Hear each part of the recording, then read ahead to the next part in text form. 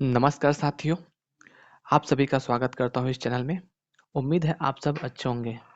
साथियों, supreme court से जो 5 जजों का फैसला आया है कि भर्ती नियम में यदि कोई भी भर्ती चल रहा होगा तो उसका जो नियम है उसको बीच में नहीं बदल सकते करके। ये फैसला जब से आया है तब से पूरे राज्य में हाहाकार मच गया है। जो भर्ती चल रही है उसमें कुछ प्रॉब्लम आया है तो उसको जो मॉडिफाई किया है उसके वजह से क्या प्रॉब्लम आ सकता है। जैसे हमारे छत्तीसगढ़ का मैटर ही ले लो। छत्तीसगढ़ में बीएड को निकाला गया, ये हाई कोर्ट में भी हुआ, सुप्रीम कोर्ट में भी हुआ। तो इसका मतलब ये है कि पहले नोटिफिकेशन में तो जारी हुआ था कि बीएड को भी शामिल किया जाए, तो बीच में सरकार कैसे बदल सकती है। ऐसा करके बहुत सारे प्रभाव इसमें पड़ते हुए नजर आएगा। तो हमारे छत्तीसगढ़ में इस फैसले का क्या प्रभाव पड़ेगा, हम पूरे डिटेल से चर्चा करेंगे।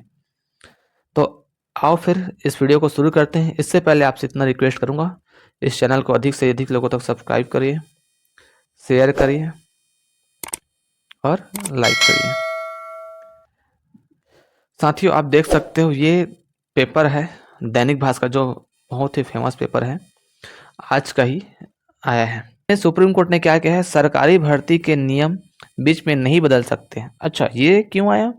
क्योंकि सरकारी भर्ती का नियम जो बीच में बदला गया है। क्यों भाई? ये सरकार ने बदला गया है, सरकार ने बदला है, इसलिए इस पर केस हुआ है।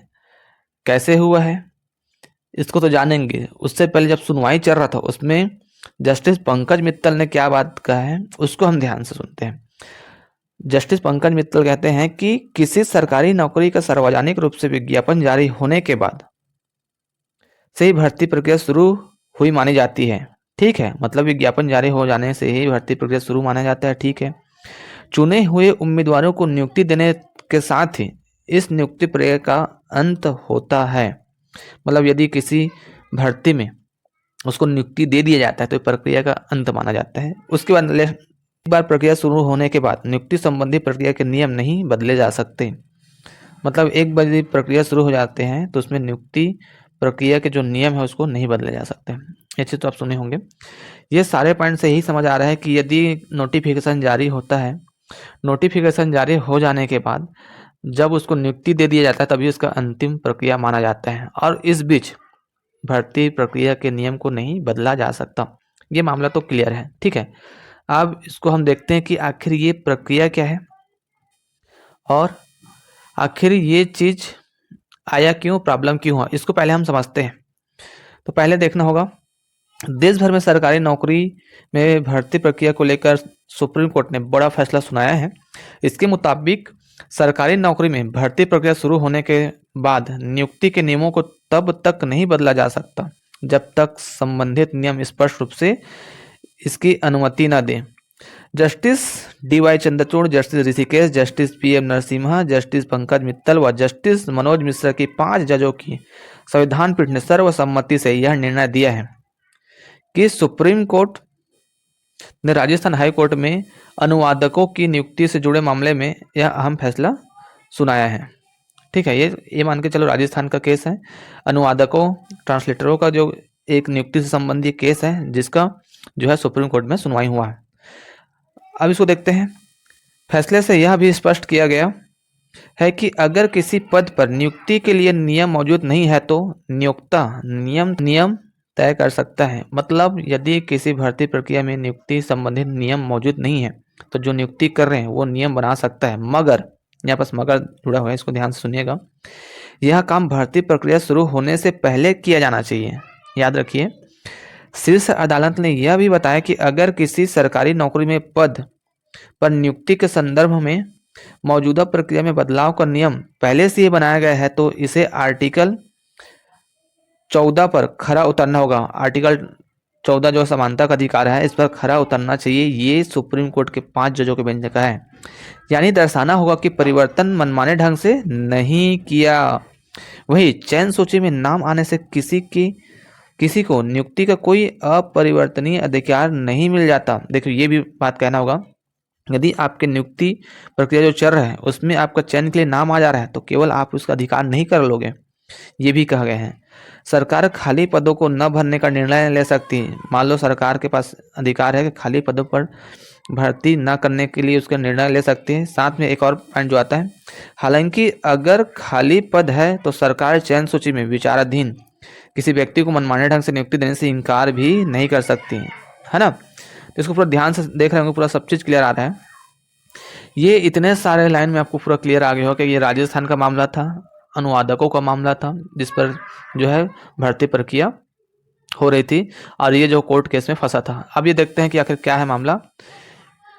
तो साल 2009 का यह मामला राजस्थान हाई कोर्ट के स्टाफ में 13 अनुवादकों के पदों की भर्ती से जुड़ा है। देख, 13 अनुवादकों की भर्ती से जुड़ा मामला है।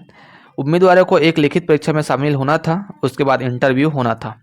21 उम्मीदवार उपस्थित हुए, इनमें से केवल 3 को हाई कोर्ट प्रशासनिक पक्ष द्वारा सफल घोषित किया गया है। 21 में से केवल 3 को। बाद में पता चला कि हाई कोर्ट के मुख्य न्यायाधीश ने आदेश दिया था कि उन्हीं उम्मीदवारों का चयन किया जाए जिन्होंने कम से कम 75 अंक प्राप्त किए हों। ये कब पता चला? बाद में पता चला कि 75% अंक प्राप्त किए, उसी का चयन किया जाए। खास बात यह है कि जब हाई कोर्ट ने पहली बार भर्ती प्रक्रिया की अधिसूचना जारी की थी तो इस 75% के मापदंड का जिक्र ही नहीं किया गया था। इसके अलावा इस संशोधित मापदंड को लागू करने पर ही 3 उम्मीदवारों का चयन किया गया और शेष बाहर हो गए। देखिए, जब भर्ती प्रक्रिया चालू हुआ था उस टाइम ये 75% का जो मापदंड है ये तो था ही नहीं नोटिफिकेशन में। उसको बाद में हाई कोर्ट द्वारा जोड़ा गया कि 75% लाना होगा, लेकिन जब नोटिफिकेशन जारी होता उस टाइम तो था ही नहीं भाई। ये बात कह रहे हैं। और साथ में एक बात और जो निकल गई है वो है, नौकरी पाने से वंचित रहने वाले में तेज प्रकाश पाठक व 2 अन्य उम्मीदवारों ने इस निर्णय को राजस्थान हाई कोर्ट में चुनौती दी थी। उनका कहना था कि एक बार भर्ती प्रक्रिया शुरू होने के बाद नियुक्ति संबंधी नियमों में बदलाव नहीं किया जा सकता। ध्यान से सुनिएगा साथियों, एक एक पॉइंट को ध्यान से सुनिएगा, बहुत ही इंपॉर्टेंट है, बहुत ही जरूरी है, इस पॉइंट को ध्यान से सुनिएगा। साथ में कह रहा है कि 2010 में हाई कोर्ट ने उनकी याचिका खारिज कर दी थी। 2010 में देखो, सबसे पहले 2010 में जो याचिका लगाए थे उसको हाई कोर्ट ने याचिका खारिज कर दी थी। इसके बाद इस आदेश को सुप्रीम कोर्ट में चुनौती दी गई। वहां से हाई कोर्ट का ही भर्ती निकाला हुआ था, हाई कोर्ट ने खारिज कर दिया। अब इसको जो है सुप्रीम कोर्ट में चैलेंज किया गया ना। वर्ष 2013 में सुप्रीम कोर्ट के 3 जजों की बेंच ने इस मुद्दे को हल करने के लिए 5 जजों की संविधान पीठ को रेफर किया था। देखिए, ये सुनवाई चल रहा था 2013 में, भर्ती कब की है? 2009 की। 2013 में सुनवाई चल रहा था 3 जजों के बेंच पे। अब उसको लगा कि हम लोग नहीं हैंडल कर पाएंगे तो 5 जजों के बेंच को ये रिफर कर दिया जाता है। इसी साल सीजीआई चंद्रचूड़ की अध्यक्षता वाले पीठ ने इस मुद्दे को सुनते हुए जुलाई में फैसला सुरक्षित रख लिया था। तो इसका जो सुनवाई चल रहा था, इस सुनवाई को सुनने के लिए जुलाई में ही इसको फैसला को सुरक्षित रख लिया था। अब ये सारे चीज़ आपको पूरा समझ में आ गया हो कि आखिर क्या है पूरा मामला। तो देखना, सबसे पहली बात तो ये मामला आपको पूरा समझ में आ गया हो, एक एक चीज़ एकदम डिटेल्स चर्चा की है। मामला राजस्थान का है, ये पहले 2009 की भर्ती है। हाई कोर्ट में जो अनुवादक का जो पद होता है उसके लिए निकाला गया भर्ती है। अब हाई कोर्ट में निकाला गया था और उस टाइम मैं आपको बता दूं, आपको देखना होगा, हाई कोर्ट में निकाला गया था भर्ती, है नहीं। अब हाई कोर्ट में पहले जब नोटिफिकेशन जारी हुआ था उसमें तो 75% वाला मामला तो था ही नहीं, लेकिन हाई कोर्ट ने बाद में चेंज कर दिया कि भाई ये 75% अंक लाने होंगे, उसका भी सिलेक्शन होगा। तो भाई शुरू में तो आपने जारी ही नहीं किया था नोटिफिकेशन में कि ऐसा 75% लाना पड़ेगा, और आप 21 लोगों में 21 में आप केवल 3 लोगों का सिलेक्शन कर लेते हो, बाकी लोग को आप बाहर कर देते हो। इसलिए जो वहाँ पास 2009 में इसको जो है चैलेंज किया गया था। 2009 में चैलेंज करने के कारण ही फिर इसको लगातार सुनवाई चलते रहा हाई कोर्ट में सुनवाई चलते रहा। 2013 में फिर सुप्रीम कोर्ट में जाता, देखो 4 साल तक सुनवाई चलता है। 2013 में फिर सुप्रीम कोर्ट में जाता है। सुप्रीम कोर्ट में जाने के बाद जो है 3 जजों के बेंच ने इसको सुनता है, और फिर वहाँ जो है नहीं हैंडल हो पाता, तब ये जो है 5 जजों का स्पेशल बेंच इसके लिए रिफर कर दिया जाता है। 5 जजों के बेंच ने फिर जुलाई में इसको फैसला को सुरक्षित रख लिया जाता है। फैसला फिर अभी आ रहा है इतने सालों बाद। 2009 की भर्ती भाई, आज 2024 चल रही है। आप सोच सकते हो इतने सालों बाद ये भर्ती प्रक्रिया का जजमेंट आ रहा है। ये न्याय व्यवस्था है हमारी। अब इस फैसले का जो जजमेंट आया है, ये फैसला जो आया है, इसका प्रभाव पूरे देश भर में चल रहा है। इसका प्रभाव पूरे देश भर में चल रहा है। वो कैसे चल रहा है आप स्वयं देखिएगा कि यदि किसी भर्ती प्रक्रिया में नोटिफिकेशन जारी हो जाता है तो उसके बाद चेंज नहीं कर सकते। अब हमारे राज्य में इसका क्या प्रभाव पड़ेगा। शुरू में जब नोटिफिकेशन जारी हुआ था हमारे यहाँ, तो बीएड और डीएड दोनों को मान्य किया गया था, है ना। लेकिन जब हाई कोर्ट में जजमेंट आता है 21 अगस्त को, 21 अगस्त को आता है तो केवल डीएड को लिया जाता है। फिर 29 अगस्त को अंतरिम राहत दिया जाता है, 29 उसमें डीएड और बीएड दोनों को लिया जाता है। अब ये फैसला फिर अंतिम जो 2 अप्रैल को जब आता है तो उसमें स्पष्ट रूप से केवल डीएड वालों को ज्वाइनिंग देने की बात कही जाती है। और ये फैसला फिर सुप्रीम कोर्ट में जाता है, सुप्रीम कोर्ट में फिर से आता है, तो सुप्रीम कोर्ट में आदेश आता है कि हाई कोर्ट ने दिया हुआ फैसला सही है। उसमें क्या हुआ था, हाई कोर्ट ने खारिज कर दिया था, तब जाकर सुप्रीम कोर्ट गए थे, है ना। तो ये मामला बहुत अलग है। इसमें प्रभाव पड़ेगा। प्रभाव किस लिए पड़ेगा, क्योंकि आप सबको पता है। और इसमें जो मुख्य पॉइंट क्या है जानते हो, नियम को बदला जा सकता है। क्यों बदला जा सकता है, मैं क्यों कह रहा हूँ, यदि आपके पास भर्ती से संबंधित स्पष्ट नियम नहीं हो। वर्तमान नियम कह रहा है, यदि इस भर्ती से संबंधित कोई वर्तमान नियम नहीं है तब उस पर भर्ती से संबंधित नियम बनाया जा सकता है। साथियों मुझे लग रहा है आप लोग को एकदम क्लियर समझ आ गया होगा। स्पष्ट रूप से पूरा सब चीज एनालिसिस करके बताया हूँ। 1 मिनट में और बता देता हूँ, लास्ट तक देखिएगा इस वीडियो को। कहने का मतलब यह है कि भर्ती प्रक्रिया शुरू होने के बाद नियम में बदलाव नहीं किया जा सकता जब वो नियम क्या है, वैलिड हो। मतलब नियम में किसी भी प्रकार के कोई प्रॉब्लम ना हो। उसमें आर्टिकल 14 का विशेष रूप से बात कही गई है कि सभी को समान रूप से अवसर मिलना चाहिए, किसी भी के खिलाफ अवरोध नहीं होना चाहिए, किसी भी के खिलाफ कोर्ट में किसी प्रकार के कोई केस नहीं चलना चाहिए, किसी का हनन नहीं होना चाहिए। यह बात है।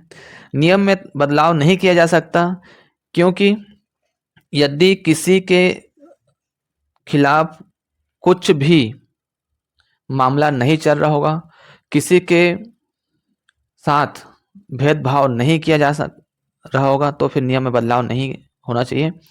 हमारे छत्तीसगढ़ में जो है हुआ है, हमारे छत्तीसगढ़ में जो नोटिफिकेशन जारी हुआ था उसमें आप देख सकते हो डीएड वालों के साथ अन्याय हो रहा था। क्योंकि डीएड वालों ने, जब राजस्थान हाई कोर्ट का जजमेंट आया था 25 नवंबर 2021 को, तो उस टाइम से विभाग को, जब टेट का एग्जाम हुआ था उस टाइम भी अवगत कराया था। भर्ती प्रक्रिया निकाला गया था 4 मई 2023 को, उस टाइम भी अवगत कराया था। क्योंकि देखो यार, जब तक नोटिफिकेशन जारी नहीं होगा तब तक आप कैसे बताओगे कि सही है कि नहीं है। तो इसलिए जब शुरू में ही, जब भर्ती प्रक्रिया शुरू हुआ था, नोटिफिकेशन जारी किया था, इसलिए उसी टाइम ही हाई कोर्ट में चैलेंज कर दिया गया था। फिर भी नहीं सुधारे और लगातार प्रक्रिया आगे बढ़ाते रहे। देखो ये नियम के विरुद्ध था। नियम तो पहले से बन चुका है 2009 में। 2009 में जो एनसीटी ने इसको तो बना ही दिया है कि प्राथमिक शिक्षा में केवल डिप्लोमा वाले को शामिल किया जाएगा। 2018 में चेंज करवाया था, उसमें कंडीशनल वर्ड जोड़वाया था कि 6 महीने ब्रिज कोर्स कराया जा सकता है यदि नियुक्ति हो जाती है, तब की बात है। उसको भी राजस्थान हाई कोर्ट ने तो 25 नवंबर को खारिज कर दिया था ऑल ओवर इंडिया के लिए। 11 अगस्त तक जजमेंट आता है, उसमें भी क्लियर कह दिया जाता है। तो इस प्रकार से हमारे राज्य में ये क्लियर ही है कि हमारे राज्य में प्राथमिक शिक्षा में केवल डिप्लोमा वाले को शामिल किया जाएगा। इसका क्लियर जजमेंट है। और इसका प्रभाव हमारे छत्तीसगढ़ में पड़ रहा है कि प्रभाव ये पड़ रहा है कि छत्तीसगढ़ में केवल डिप्लोमा वाले को शामिल किया जाएगा, बीएड वाले को शामिल नहीं किया जाएगा। बीच में नियम नहीं बदला जा सकता, तो बीच में नियम को नहीं बदला गया है और नहीं बदला जाएगा, क्योंकि सरकार ने एक नियम जोड़ा है, विभाग ने एक नियम दिया है कि इसमें बीएड को भी शामिल कर लिया है।